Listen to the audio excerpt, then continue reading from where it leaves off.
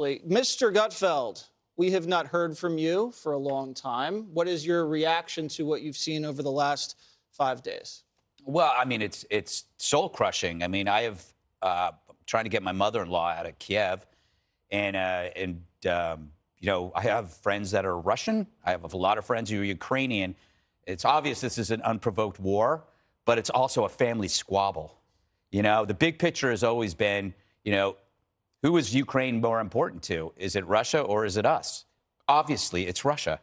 It's that border. It's those people. It's longstanding family. It's longstanding loves, as well as disputes that have been going on. It's not us. However, we are involved because we're allies to Ukraine, and we also work with Russia. That's the way the world is now. So we can't help but get involved, even if it's like a fight that's happening in another side of town between two families, and it's none of our damn business, but it is our business. It's hard to watch. You want to root against the bully, Putin, but I'm afraid if we embolden the bully's target, the bully increases his brutality. We can root for Zelensky and the heroic Ukrainians, and we should. I hope they win. But this isn't a sports team. This isn't fiction. We have no skin in this game. Unfortunately, I have skin in this game, so it makes me look at this differently. But picking sides and cheering right now, it's too soon, and I hope Russia loses. But I don't know. I mean, if I had to choose between Russia losing and this ending quickly, I would just say end it quickly because this is tragic. These are two countries with extreme similarities in their lives, in their histories, in their religions. Putin always wanted Ukraine. We know that, but that's not even debatable. If that's the end game, then what's our end game, right? I mean, do we fight for the Ukrainian freedom, or do we go back to the original question, which is, who is Ukrainian more important to? You know, Russia or us? I'm sorry to hear that you have family there, and we all wish. It is my mother-in-law, so technically, that's a joke. Right now, let's go back to Trey Yingst, who's in Kiev with the latest. Trey, can you hear us? Guys, I've got you now. Tonight, Ukrainian President Volodymyr Zelensky is calling once again on the international community to close the airspace over Ukraine. We've seen more missile attacks against this city tonight, air raid sirens sounding out, sending people once again into bomb shelters. And it comes amid some concerning new satellite images from Maxar Technologies indicating there is a 17-mile-long convoy of Russian troops, logistics troops, and ground forces headed toward the capital of Kyiv. And they're just 15 miles outside the city as we speak. This is significant as the air and ground campaign against the capital and other major cities like Kharkiv, the second largest Ukrainian city, continues. Now, we do know also the civilians here are preparing for the worst. They have seen over the weekend a direct impact from this war. A missile slamming into an apartment building, killing at least 2 people.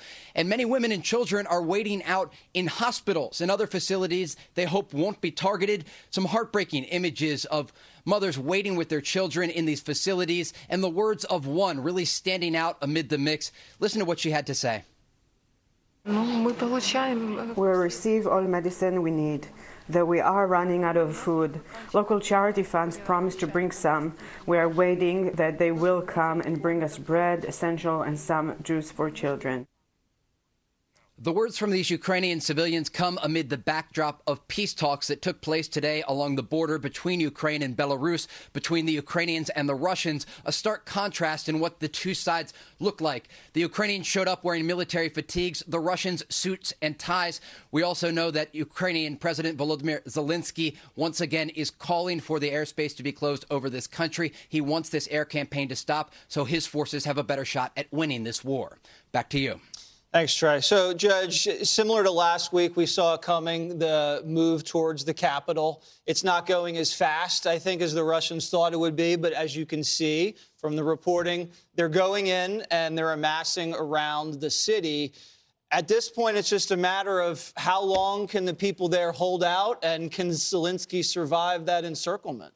Well, the amazing part of it is that Zelensky and the Ukrainian people have been incredibly strong. They have taken Russia and the world by surprise. And I think it speaks to the issue of the comments that, Zelensky is just a comedian who ran for office. Patriotism is not something that is defined by being a politician. As a patriot, you can be determined, and you can love your country, and you can lead your people to fight. And that's exactly what we're seeing. The Ukrainians are freedom-loving people. And Greg, to a certain extent, I agree with what you say, in that, you know, it's kind of can be conceived as a family fight. One of my best friends is from Russia, but her mother was born in Ukraine. Yep. And so they are part of the Exactly. same kinship there. But you see, this isn't anything that we can look at and say, oh, let them do their thing. This is about raw power going after the map of Europe. And now we're seeing, for the first time since World War II, Russian tanks on the plains of Europe. And they will not stop here. They will continue to go. So the question is, you know, is Putin holding back? Is he just doing the 1,100 military installations, not affecting the infrastructure because he wants to occupy and therefore use the infrastructure?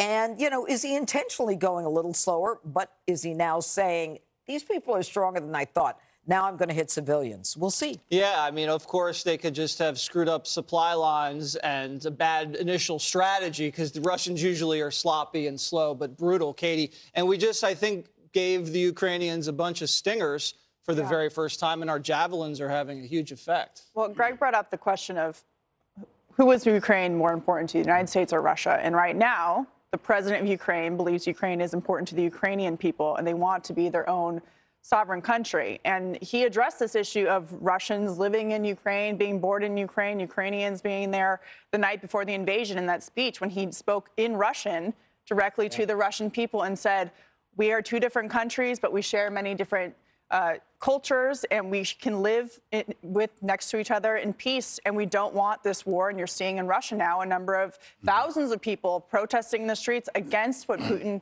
has done. Now, there's been this question about what Putin's frame of mind is. We don't know.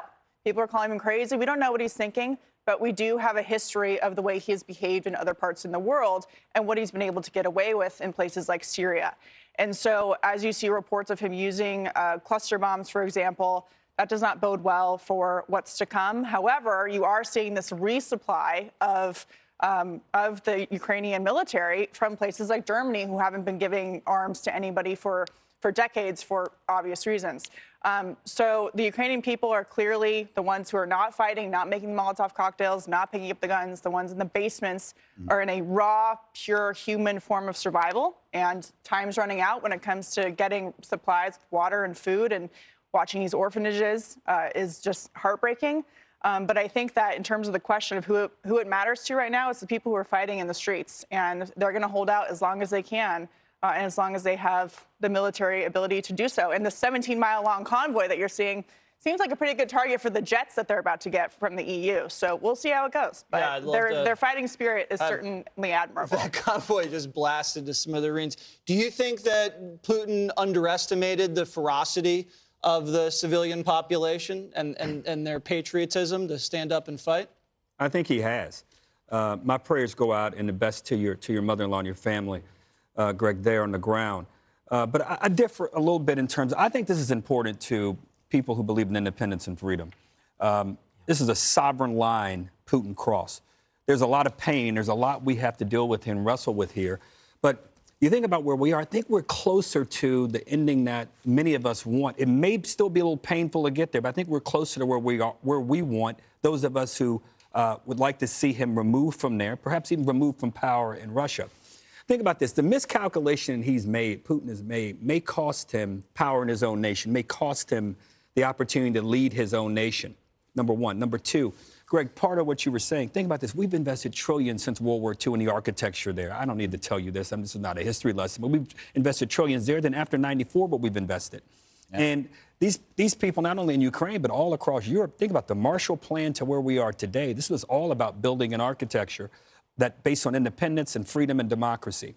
Without question, the most surprising thing has been the Ukrainians' desire to own their own land, to own their own freedom, and to own their own futures.